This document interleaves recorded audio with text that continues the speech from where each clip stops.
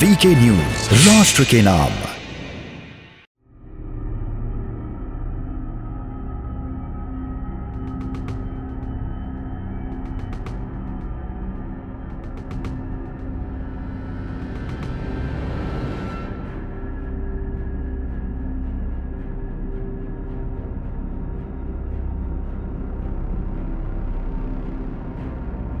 कहते हैं कि सरकारों की ओर से अतीत में लिए गए कई फैसले आपके वर्तमान के लिए घातक हो सकते हैं और भारत इसका बड़ा भुक्तभोगी है।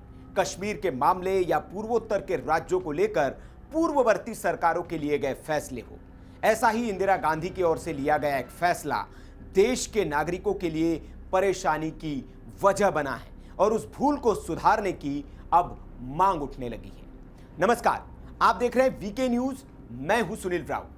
इन दिनों भारत में एक द्वीप की चर्चा फिर से होने लगी है।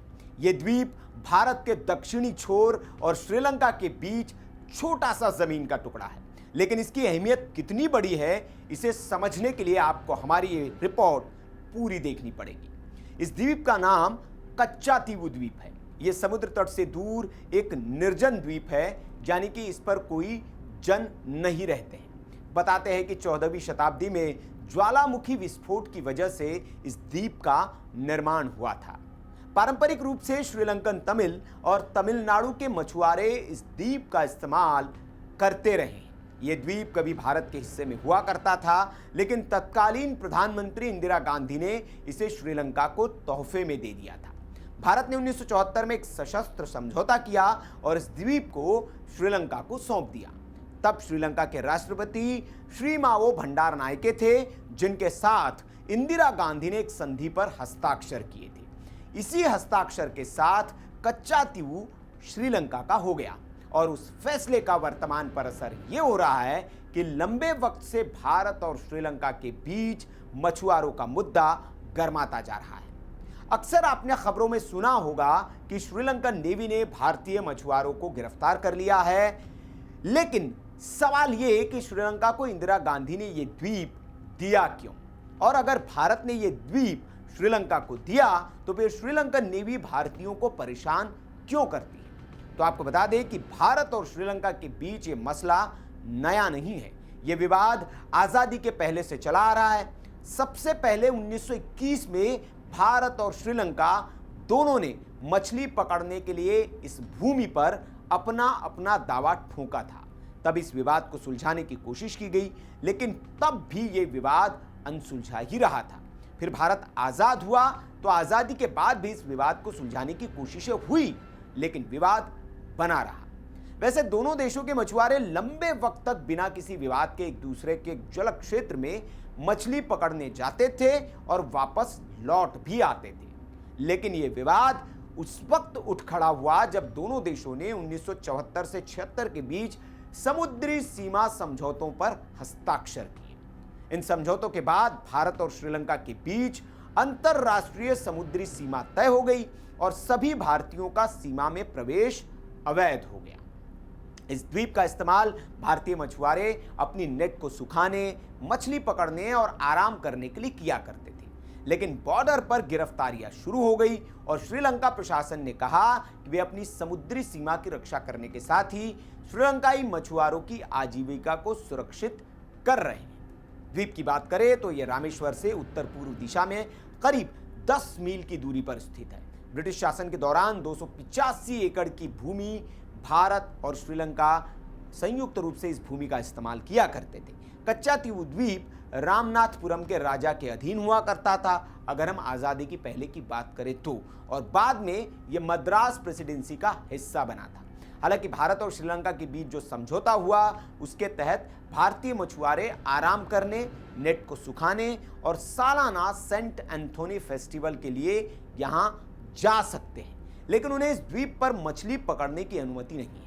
लेकिन फिर भी भारतीय मछुआरे अच्छे इलाके की खोज में श्रीलंका के एक जल क्षेत्र में जाते रहे। कुछ दशक तक ये चलता भी रहा, लेकिन समस्या तब गंभीर हुई जब भारतीय उपमहाद्वीप क्षेत्र में मछली और जलीय जीवन कम होने लगा। भारतीय मछुआरे इससे आगे बढ़ने लगे। पहले समस्या इसलिए भी नहीं होती थी क्योंकि एलटीटीई के जमाने में श्रीलंका सरकार ने अपने मछुआरों को सैन्य ऑपरेशन के चलते जल क्षेत्र में जाने से रोक दिया था। भारतीय मछुआरों के लिए यह बढ़िया मौका था, लेकिन 2009 में श्रीलंका ने पाक स्ट्रेट में समुद्री सीमा की कड़ी निगरानी शुरू कर दी। इसके पीछे मकसद यह था कि तमिल विद्रोही देश में वापसी न कर पाए और फिर 2010 में एलटीटीई के साथ श्रीलंका में युद्ध भी खत्म हो गया तो श्रीलंकन मछुआरे फिर से इस जल क्षेत्र में आवाजाही करने लगे और उन्होंने इस भूभाग पर फिर दावा ठोक दिया। ऐसा नहीं है कि भारत में भी ये मांग अभी ही उठी है कि इस द्वीप को वापस लिया जाए। 1991 में तमिलनाडु विधानसभा में इस बारे में बाकायदा एक प्रस्ताव पास किया जा चुका है। इस प्रस्ताव के तहत भारत सरकार से मांग की गई थी कि इस द्वीप को वापस लिया जाए। इसके बाद 2008 में तत्कालीन मुख्यमंत्री जयललिता ने केंद्र सरकार को सुप्रीम कोर्ट में इस द्वीप को लेकर खड़ा कर दिया और कच्चातीव द्वीप को लेकर हुए समझौते को अमान्य घोषित करने की याचिका में अपील की। उन्होंने कहा कि श्रीलंका को कच्चातीव गिफ्ट में देना असंवैधानिक है। जयललिता भले ही अभी नहीं रही, लेकिन यह मामला अभी भी सुप्रीम कोर्ट में लंबित है। हाल ही में यह द्वीप फिर इसलिए चर्चा में आया है क्योंकि पिछले दिनों संसद में भारतीय मछुआरों से जुड़ा एक मुद्दा उठा था।